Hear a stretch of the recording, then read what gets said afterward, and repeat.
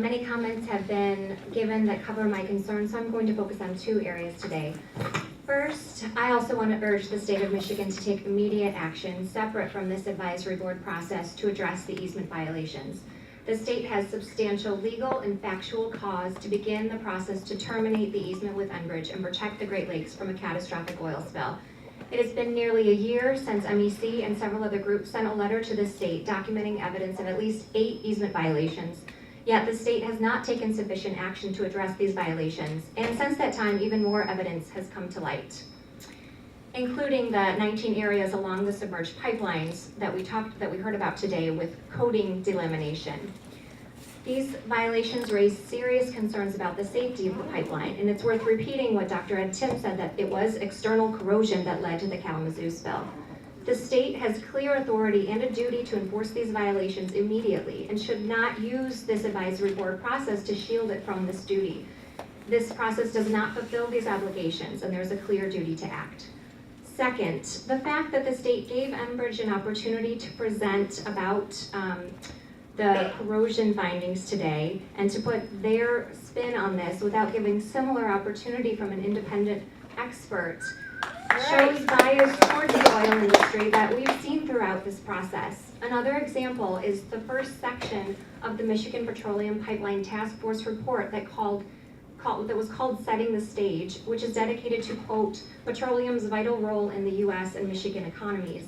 Notably absent anywhere in the report is a section or mention of the value of the Great Lakes to our economy or for meeting critical needs like drinking water. The number of jobs and economic benefits brought by the Great Lakes dwarf those from the petroleum industry.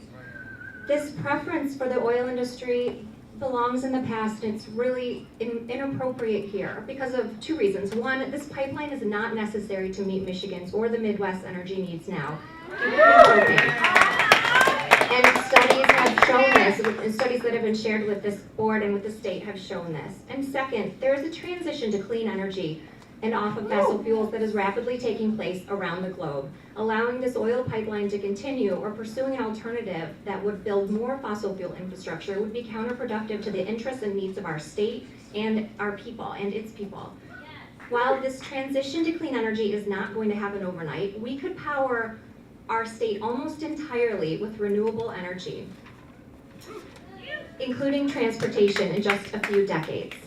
If we play to our strengths, Michigan, our state, has the same ingenuity and grit that brought us the automobile. We can transform the state into a leading state in the new energy economy. And there are many peer-reviewed published studies that back this up, like a Stanford research that found a transition to fully renewable, including transportation, would create thousands of new jobs, eliminate pollution, improve health, and save lives. Many cities, states, and countries have already demonstrated how this can be done.